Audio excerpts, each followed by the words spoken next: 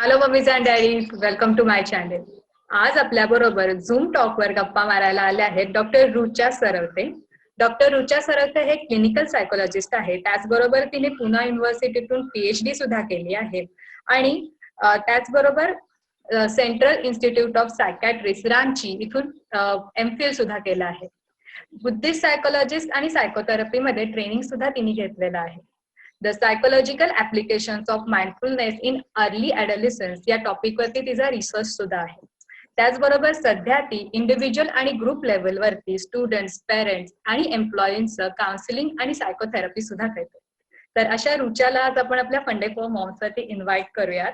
Hello Rucha, welcome on funday for moms. Hi, thank you.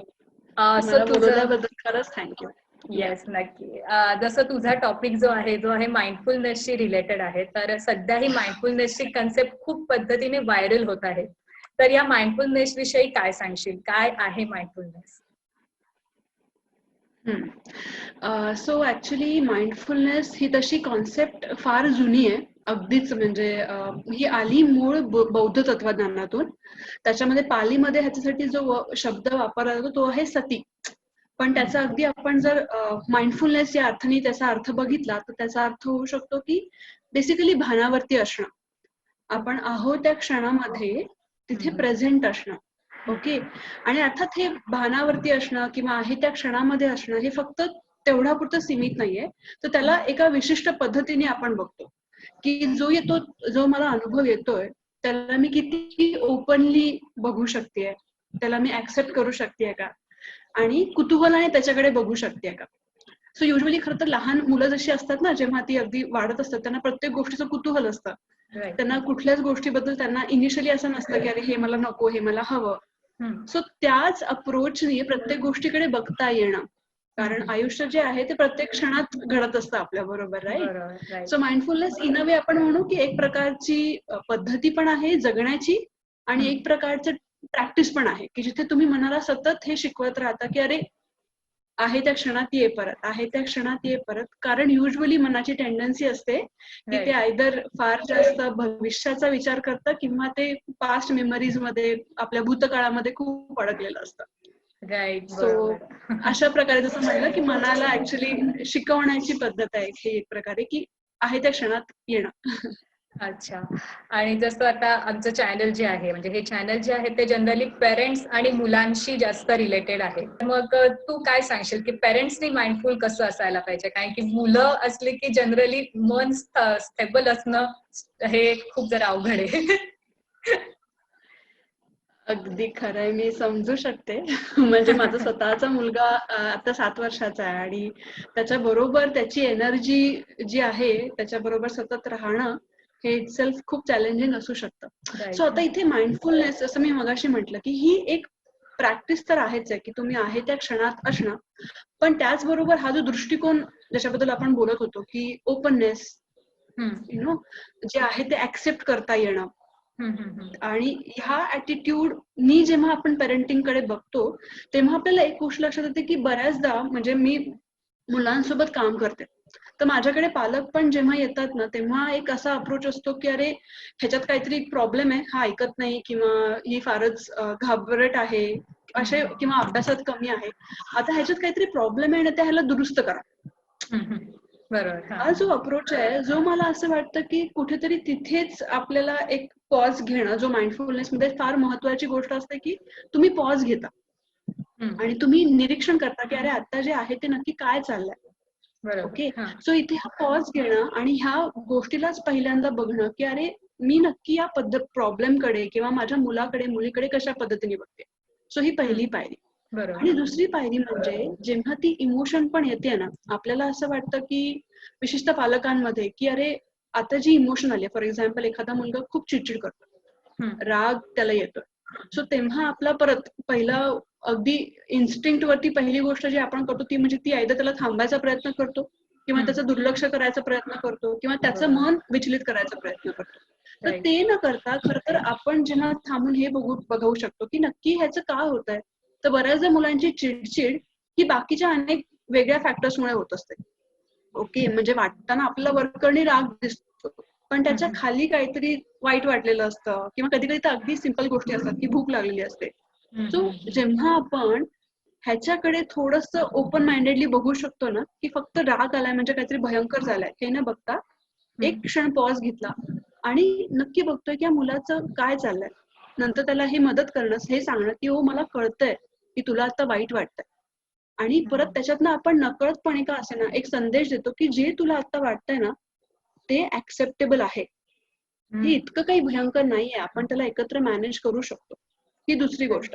आणि तिसरी गोष्ट म्हणजे त्याच्याबरोबरच स्वतःही शांत होता येणं. बऱ्याचदा असं होतं की जेव्हा मुलं खूप इमोशनल झालेली असतात, त्यांना प्रचंड भावना ते अनुभवत असतात, तेव्हा त्यांच्यापेक्षा पालकांना जास्त टेन्शन येतं. सो यावेळेला नेहमी आपण जर आपल्याकडे वापस गेलो, आपल्या श्वासावरती लक्ष देऊ शकलो, आपल्या स्वतःला शांत करू शकलो, तर मग त्याच वेळेला आपण मुलांनाही मदत करू शकतो. असं म्हणतात की तुमचं स्वतःचा प्रेझेन्स ही ऍक्च्युली सगळ्यात जास्त सुंदर गोष्ट आहे जी तुम्ही कोणालाही देऊ शकता, की तुमचं तिथे असणं, तुम्ही मग कशा पद्धतीने आहात, राईट. सो या प्रकारे आपण हे करू शकतो. आता ऐकताना कदाचित हे खूप वेग वाटेल की अरे म्हणजे नक्की काय करायचं, पण मला असं वाटतं की मग जस्ट एक तुम्ही प्रयोग म्हणून हा करून बघू शकता की नेक्स्ट टाइम जेव्हा तुम्हाला दिसतंय की तुमचा मुलगा हा कुठल्या तरी खूप जास्त ताणामध्ये आहे कुठल्याही कारणामुळे, आणि कुठली एक निगेटिव्ह इमोशन त्याला जाणवते, तर आधी स्वतः एक पॉज घ्या, स्वतःमध्ये आधी बघा की माझ्या शरीरात काय बदल होत आहे, माझा पण राग किंवा माझी अस्वस्थता वाढतेय का, आधी त्याला शांत करायचा प्रयत्न करा, आणि मग मुलाला पण हे सांगा की ओ मी आहे इथे, आपण आधी तुझा राग शांत होऊ देऊयात आणि मग बघूयात पुढचं पुढे काय करायचं ते. सो ऍक्च्युली जे त्याला वाटतंय आत्ताच्या क्षणाला ते ऍक्सेप्ट करता येणं आणि मुळात आपण शांत राहता येणं, ही एक फार मोठी गोष्ट आपण देऊ शकतो. आणि दुसरी गोष्ट जी आपण माइंडफुलनेसमुळे आपल्याला अजून ऍज अ पालक म्हणून करता येईल ती म्हणजे त्यांचं खरंच ऐकून घेता येणं. परत बऱ्याचदा असं होतं की जेव्हा आपण कोणाचं तरी काहीतरी ऐकत असतो तेव्हा आपल्या डोक्यात आपल्याच कल्पना चालू असतात, आणि विशेषतः मुलांसोबत हे खूप जास्त होतं की ते काहीतरी सांगत असतात आणि आपलं की हा हा ठीक आहे बोल बोल बोल, पण खरंच 5 मिनिटं शांतपणे बसून ते काय म्हणतायत, ते पटो न पटो पण ऍटलिस्ट ते काय म्हणतायत हे जरी आपण ऐकून घेऊ शकलो तरी इथून संवादाला छान सुरुवात होऊ शकते असं मला वाटतं. बरोबर. तू आता जसं म्हणालीस की पालकांनी माइंडफुल असायला पाहिजे, पण कधी कधी असं होतं की मुलगा खूप चिडलेला असतो, खूप अग्रेसिव्ह झालेला असतो, मग अशा वेळी पालक सुद्धा चिडतात, मग अशा वेळी पालकांची भूमिका काय आहे? खरंय. आणि जसं आपण मगाशी हे बोलत होतो की या वेळेला सगळ्यात पहिली गोष्ट जी आपल्याला करायची आहे ती म्हणजे एकतर इथे मला काहीतरी माझ्या मुलामध्ये फिक्स करायचंय किंवा त्याला आधी काहीतरी हँडल करायचंय, ह्याच्या आधी एक पॉज घेऊन स्वतःकडे बघणं खूप महत्वाचं आहे की नक्की ह्याच्या चिडचिडीने माझ्यावरती काय परिणाम होतो. ओके. सो मी एक उदाहरण देते. फॉर एक्झाम्पल, आता तुला ही जार दिसतेय का? It's quite clear. आता ती बरीच क्लिअर आहे बघ. युजली आपण जेव्हा शांत असतो किंवा मन जेव्हा थोडं रेस्टेड असतं तेव्हा ते इतकं क्लिअर असतं, आपल्याला गोष्टी क्लिअरली दिसू शकतात. ओके.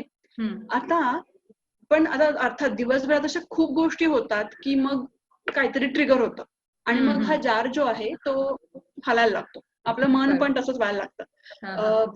अचानक गाडी लेट होतीये किंवा मुलाची चिडचिड झालीये किंवा त्याला उठायला उशीर झालाय आणि सो ऑन. आणि आता बघ काय होतंय, आपल्याला गोष्टी क्लिअर दिसत नाहीयेत, मग आपण काय करतो, त्याला फिक्स करायचा प्रयत्न करतो खूप स्ट्रॉंगली, अरे असं कसं होऊ शकतं, तू असं कसं विचार करू शकतोस, असं कशी वागू शकतेस वगैरे वगैरे वगैरे. त्यांनी ऍक्च्युली आपण हे अजून हलवतोच. ओके. आणि मग काय होतं, जसं म्हणलं की जितका आपण प्रयत्न करू त्याला फिक्स करण्याचा तितका तो जार अजून हलतोच आहे आणि ते सेटलच होत नाही. मग आपण अशा वेळेला चांगली गोष्ट सगळ्यात सोपी काय असू शकते माहितीये, त्याला असंच राहू द्यायचं थोड्या काळासाठी. ओके. आणि जर तू बघत असशील तर आता हळूहळू ही जी जमलेली जी माती आहे, ग्लिटर आहे, तो हळूहळू सेटल होतो. ओके. आपल्या इमोशन्सचं पण सेम असतं. ठीक आहे. आता ह्याचा अर्थ ते इमोशन इथून निघून गेलीये का, तर ती नाही, ती अजून पण खालीच आहे, पण आपल्याला ती क्लिअरली दिसू शकते. ओके. बरोबर. आपल्याला नक्की कळतंय की अरे प्रॉब्लेम कुठे येतोय, आणि आपण आता काय केलं तर ऍक्च्युली आपण काहीच केलं नाही. आपण फक्त ही गोष्ट ऍक्सेप्ट केली की ओ काहीतरी गडबड आहे. सेकंड, आपण त्याला अलाउ केलं, आपण त्याला स्वीकारलं तसंच्या तसं आणि म्हटलं की अरे जरा वाट बघूयात, थोडा वेळ बघूयात काय होतंय. आणि तू बघ थोड्या वेळाने ते आपोआप सेटल झालं. आता इथे अर्थात आपण थांबणार नाही आहोत. आता आपण नेक्स्ट स्टेप्स घेऊ. युजली जेव्हा मुलांसोबत अशी गोष्ट येते ना, तेव्हा पालकांना आपल्याला युजली एक भीती असते की अरे बापरे ही इमोशन खूप जास्त आउट ऑफ कंट्रोल जाईल. तर ती तशी खरं तर होत नाही. मुळात आपण स्वतःची इमोशन आधी चेक केली, त्यावेळेला हे लक्षात ठेवलं आणि जरा वाट बघितली की अरे आधी माझ्यात जो राग निर्माण झालाय तो सेटल होऊ दे थोडा. ओके. आणि त्याचं एक फार उत्तम गोष्ट त्यासाठी आपण जी करू शकतो ती म्हणजे स्वतःच्या श्वासाकडे परत जाणं, ब्रीदिंग जे आहे ते, किंवा शरीरात तुम्हाला कुठलीही जी सेन्सेशन जाणवते, संवेदना जाणवते, त्याच्याकडे लक्ष देणं. ओके. कारण कुठलीही भावना जेव्हा आपल्या मनामध्ये येते तेव्हा ती ऑटोमॅटिकली आपल्या शरीरात पण उमटते. ठीक आहे. सो आपण जेव्हा त्या भावनेकडे लक्ष देतो, आपण जेव्हा त्याच्याकडे शांतपणे बघतो आणि म्हणतो की ओ मला कळतंय, हे जरा अप अँड डाऊन सुरू झालंय, आणि मग खरंच इथे थोडा क्षण वाट बघू दिली, त्याला येऊ दिलं, तर आपण मुळात आधी शांत होतो. मग नेक्स्ट स्टेप आहे ती, आणि ह्याला फार वेळ नाही लागत. म्हणजे आता आपण जेव्हा एक्सप्लेन करतो तेव्हा असं वाटतं की अरे बापरे इतका वेळात पुढे काय होईल, पण it just takes few moments in fact. आणि मग त्याच्यानंतर आपण त्या माइंडसेटनी आपण मुलासाठीही थांबू शकतो. आणि मग त्याला हे सांगायचं, तेव्हा पहिली पायरी जी आपण करू शकतो ती म्हणजे ही एक तर संधी आहे त्याला हे शिकवण्याची की जसं मी माझी भावना रेग्युलेट केली तशी तू पण कशी करू शकशील. मग तेव्हा पहिली पायरी असते, we call it name it to tame it. म्हणजे कुठल्याही भावनेला तुम्ही आधी नाव द्या पटकन. नाव दिलं की त्याची जी इंटेन्सिटी आहे ना ती आपण कमी व्हायला लागते. ओके. सो मग उदाहरणार्थ ओ मला कळतंय की तुला आता राग आलाय. सो त्याला पण ती इमोशन, आणि मग त्याला आपण हे विचारू शकतो की तुला कुठे जाणवते. सो फिक्सिंग किंवा आता नक्की काय झालं, तू कशामुळे चिडचिड करतोय हे करण्यापेक्षा आपण त्याला आतमध्ये नेतोय स्वतःच्या. अरे तुला कुठे जाणवतोय राग, दाखव बरं मला. आणि मुलांना हे करायला फार मज्जा येते की हो मला ना इथे धडधडतंय, माझं डोकं जड होतंय. मग आपण त्यांना सांगू शकतो अरे मग बघूयात बरं ह्याचं काय होतंय पुढे, आपण थांबूयात का त्याच्या बरोबर. हा जो राग आलाय ना आता त्याला हवंय की आपण त्याच्या बरोबर जरा थांबूयात. फक्त आपण तेव्हा काही आरडाओरडा नाही करणार आहोत, नाही तर मग तो अजून मोठा होईल. आणि मग थोड्या वेळाने मूल आपोआपच सांगतं की ओ आता हे जरा कमी झालं, जी डोकं माझं जड झालं होतं ना किंवा धडधड वाढली होती ती आपोआप कमी झाली. ओके. मग आपण त्यांच्याशी जेव्हा ते शांत होतील तेव्हा हे बोलू शकतो की तुला एखादी गोष्ट आवडली नव्हती तर तू या पद्धतीने पण मला सांगू शकला असतास चिडचिड करण्यापेक्षा. सो त्याच इमिजिएट त्या वेळेला त्याला सोल्युशन देण्याच्या ऐवजी त्याला ती इमोशन प्रोसेस करू दे, त्याला हे जाणवू दे की माझ्या शरीरात कसे बदल होतात. मी त्याला अलाउ करतो. मग जेव्हा मन शांत होईल, जेव्हा ते क्रिस्टल क्लिअर होईल तेव्हा आपण पुढची गोष्ट करूयात. म्हणजे त्याच्यावरती काय सोल्युशन काढायचं ते बघूया, पण त्यावेळेला नाही. बरोबर. म्हणजे थोडा फक्त सपोर्ट दिलाच पाहिजे प्रत्येकालाच, जसं आपल्याला स्वतःला त्याचबरोबर मुलांना सुद्धा आपल्याला वेळ दिला पाहिजे. आता माइंडफुलनेसचा मुलांच्या कोणत्या गोष्टीवरती ह्या माइंडफुलनेसचा फायदा होतो, म्हणजे जसं इमोशनली तरी होतोच, फिजिकली सोशली काय पद्धतीने मुलांच्या बिहेवियर फायदा होतो. बरोबर आहे. ऍक्च्युली माझा स्वतःचा जो संशोधनाचा टॉपिक होता, विषय होता, त्याच्यात मी खरं हेच बघत होते की माइंडफुलनेसचं ट्रेनिंग जेव्हा आपण देतो तर त्याच्यामध्ये त्यांच्या, जसं आपण मगाशी म्हटलं की इमोशन रेग्युलेशनला तर मदत होतेच, भावनांचं जे संयमन आपण ज्याला करतो, नियमन करतो, त्याला मदत होतेच. कारण त्याच्यामध्ये जी पहिली स्टेप आहे की रिॲक्ट न करता रिस्पॉन्ड करणं. राईट. सो रिॲक्ट इन्स्टंटली असतो, पण आता इथे आपण जेव्हा पॉज देतोय, थोडा स्वतःमध्ये आत जातोय, वाट बघतोय, तेव्हा मग ती रिस्पॉन्स होतो, तो प्रतिक्रिया नाही होत, प्रतिसाद होतो. राईट. सो त्याला तर ऑफकोर्स, आणि मग मुलं स्वतःच्या भावनेबद्दल जागरूक होतात. आणि दुसरी महत्वाची गोष्ट जी होते की जसे ते स्वतःच्या भावनेबद्दल जागरूक होतात तसेच ते इतरांच्या भावनेबद्दलही जागरूक व्हायला लागतात. ते सेफ वाटायला लागतं की अरे मला आता बघू देत. आणि दुसरी अजून एक गोष्ट जी होते ना ह्याच्यामध्ये की आपण म्हणलो की माइंडफुलनेस हे फक्त काही टेक्निक्सचं एकत्रीकरण नाहीये. हा एक दृष्टिकोन आहे. तर जसं आपण म्हणतो की मी माझ्या स्वतःकडे प्रेमाने बघतेय, माझ्या इमोशन्सना अलाव करतेय, तर कळत नकळतपणे हाच ऍटिट्यूड मुलांमध्ये पण यायला मदत होते. दुसऱ्यांशी वागताना आपण थोडेसे प्रेमळ होणं, कारण आपल्याला जाणवतं ना की अरे आपण भानावरती असतो, मग आपल्याला कळतं की अरे जर मी असं बोललो तर आईला किंवा बाबांना वाईट वाटू शकतं. मग आता इथे पॉज घ्यायची त्यांची तयारी होते.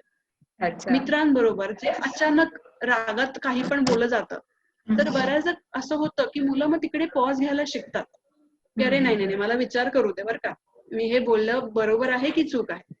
सो हे सोशली पण त्याचा बराच फायदा होतो. तिसरा जो अगदी म्हणजे डायरेक्टली नाही पण त्याचा फार महत्वाचा उपयोग बरीच लोक माइंडफुलनेसचा करतात, ते म्हणजे कॉन्सन्ट्रेशन वाढवण्यामध्ये. जशी आपण मगाशी म्हणलो की जेव्हा मी म्हणतेय की मी लक्ष माझं श्वासावरती आणतेय, ओके, सो इन अ वे मी माझ्या मनाला काय शिकवतेय की कॉन्सन्ट्रेट कसं करायचं किंवा आहे त्या गोष्टींकडे मी लक्ष कसं देऊ. सो कॉन्सन्ट्रेशन वाढतं, अशा बऱ्याच गोष्टी आहेत, पण रेझिलियन्स वाढायलाही खूप मदत होतो. अच्छा, आता आपण माइंडफुलनेसच्या काही ऍक्टिव्हिटीज सांगशील का की जे पालक त्यांच्या मुलांकडनं करून घेऊ शकतात? ओके, आणि मी परत फार सजेस्ट करेन की मुलांकडनं करून घेण्यापेक्षा आपण असं म्हणूयात की आपण मुलांसोबत करूयात, कारण मुलं ना नॅचरलीच माइंडफुल असतात, आपण नसतो. खरंय.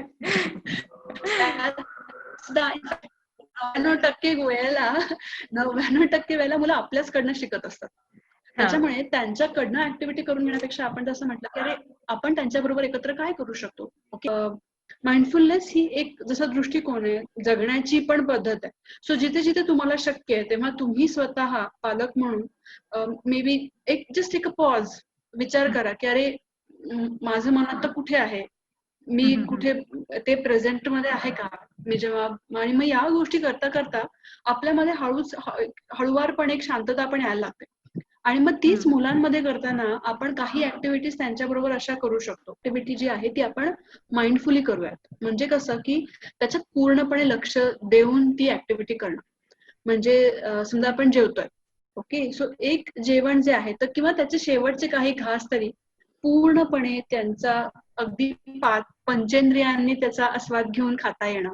म्हणजे जेव्हा आपण खाण्याकडे बघतोय तेव्हा तो कसं दिसतोय आपल्याला खाणं, की ते जेव्हा आपण तोंडात टाकतोय तेव्हा तो आपल्याला कसा फील येतोय. म्हणजे मग in a way he actually एक प्रकारचं ध्यानच ते होतं ना, की तुम्ही ती गोष्ट पूर्णपणे मन लावून करताय. सो जेव्हा कुठलीही गोष्ट आपण मन लावून करतो ते जसं म्हटलं की ध्यानच होऊन जातं. मग तुम्ही असं पाणी अगदी लक्षपूर्वक पिऊ शकता किंवा एकमेकांशी बोलताना हे ठरवू शकता की मी मोबाईलकडे बघणार नाहीये, मी काहीतरी वाचता बघणार. जेव्हा मी कोणाशी तरी बोलतेय किंवा मुलं आपल्याशी बोलतात, आपण मुलांशी बोलतोय, तेव्हा जर आपण ही प्रॅक्टिस आणू शकलो की एकमेकांच्या डोळ्यात डोळे घालून बघतोय आणि मग बोलतोय, म्हणजे पूर्ण लक्ष त्या एका ऍक्टिव्हिटीवरती, त्या कृतीवरती करतोय. जेव्हा जेव्हा आठवेल तेव्हा, आणि परत जसं ही गोष्ट की जेव्हा जेव्हा आपल्याला जाणवतंय की पालक म्हणून आपण खूप ताणामध्ये आहोत किंवा आपल्याला जाणवतं की आपल्यातली भावना खूप तीव्र होतीये, तेव्हा आपण हे पॉज घेणं, मुलांशी याबद्दल बोलणं, किंवा जसं मुलांमध्ये होतं तेव्हा त्यांना सांगणं की अरे मला लक्षात येतं की तुला वाईट वाटतंय किंवा मला लक्षात येतं की तुला भीती वाटतेय. सो या छोट्या छोट्या गोष्टीतनं जितकं, आणि मी म्हणलं ना की जितके आपण स्लो डाऊन होऊ, हळूहळू गोष्टी करू, तितकं ते आपोआप झिरपत जातं. त्याला म्हणजे असं काही नाही की अरे 1, 2, 3 गोष्टी केल्या की हे संपलं. ही एक जगण्याची पद्धत आहे. सो ते करू शकतो. आणि आपण जसं मगाशी म्हणलो ना की भान असणं, तर जितकं हे भान या गोष्टीचं आहे ना की आहे त्या क्षणात आहोत आपण, तितकंच हे भान या गोष्टीचं पण आहे की आपण सगळे खूप इंटरकनेक्टेड आहोत. म्हणजे आपण जेव्हा खाण्याबद्दल बोलत होतो ना की मी जेव्हा खाण्याकडे बघते तेव्हा एक गोष्ट ही होते की आपण त्या खाण्याचा पूर्णपणे अनुभव घेतो, पण त्याचबरोबर आपण हे स्वतःही करू शकतो आणि मुलांनाही हे शिकवू शकतो की ऍक्च्युली हे खाणं माझ्यापर्यंत येण्यासाठी आधी खूप साऱ्या गोष्टी घडल्यात. कोणीतरी एक शेतकरी काकांनी ते रोपटं ते लावलं होतं पीक, मग त्याला सूर्यप्रकाश मिळाला, मग त्याला पाणी मिळालं, जमीन मिळाली, म्हणजे मग आपोआप तो जो ग्रॅटिट्यूड, कृतज्ञता भाव आहे ना, तोही वाढवायला खूप मदत होते. आणि तो खूप मदतीला येतो जेव्हा आपल्याला असं वाटतं ना की अरे मी आता काहीच नाही होऊ शकत आहे, मला कुणी नाहीये सपोर्ट करायला, तेव्हा या छोट्या छोट्या गोष्टी की अरे असं नाहीये, खूप गोष्टी आहेत ज्या ऑलरेडी मला मदत करतात, फक्त मी त्यांच्याकडे लक्षच देत नाहीये. तर आपण जर हे मुलांना आपल्या वागण्यातनं शिकवू शकलो, मुलं ते आपोआप बघू शकतात. तेव्हा ज्यांना अर्थातच जेव्हा शक्य असेल तेव्हा मी म्हणेन की मग टीव्ही बघताना जेवण नको, जेवण करताना फक्त जेवण करूया, एकमेकांशी बोलताना फक्त ती एकच ऍक्टिव्हिटी करूया, किंवा निसर्गामध्ये जेव्हा आपण जातो मुलांसोबत तेव्हा मग मोबाईल वगैरे न ठेवता फक्त त्याचा आस्वाद घेत की अरे काय दिसतंय, काय बदल जाणवतोय का, हे म्हणजे मुलांना बघण्याची सवय लावणं आणि त्यांच्याबरोबर आपणही हे बघणं. फक्त थोडे डोळे उघडे ठेवून बघणं, एवढंच केलं तरी पुष्कळ. नक्कीच, खूपच छान. आणि आता तू प्रॅक्टिस सध्या करते आहेस, तर मग तुझा एखादा अनुभव सांगशील का? मी जसं फिरत म्हटलं ना की मला एक गोष्ट लक्षात आली. एक माझ्यासोबत एक क्लायंट होती, म्हणजे मी मोस्टली मुलांसोबत काम करते. एक क्लायंट माझ्या बरोबर होती जिला स्वतःला खूप असं वाटायचं, साधारण एक 9वीतली मुलगी होती आणि तिला असं खूप वाटायचं की मला कुणी समजूनच घेत नाही, मला कुणीच आवडत नाही, आणि अर्थात ज्यांनी खूप त्याचे इश्यूज खूप जास्त होते आणि तिला हे काय चाललंय. तसंही मुलांना थोडं डिफिकल्टी असतेच हे समजून घेण्यामध्ये की समोरचा माणूस काय विचार करतोय, आणि त्याच्यामुळे बऱ्याचदा तिचं वागणं खूप उद्धट वाटायचं, खूपच उद्धट. आता मग काय व्हायला लागलं, आमचं सेशन सॉल्व्ह, आणि अर्थात जसं मी म्हटलं की ती अजिबात माझ्याकडे यायला सुद्धा तयार नव्हती, किंवा कारण तिला वाटायचं की आपल्याला आई बाबांनी जबरदस्तीने इथे आणलंय आणि आता ही रुचा मावशी पण काहीतरी मला सांगणार की हे नको वागू, ते नको वागू, असं नको करू, तसं नको करू. इनिशियली आमच्यामध्ये हे फार व्हायचं, एक प्रकारचं पॉवर स्ट्रगल.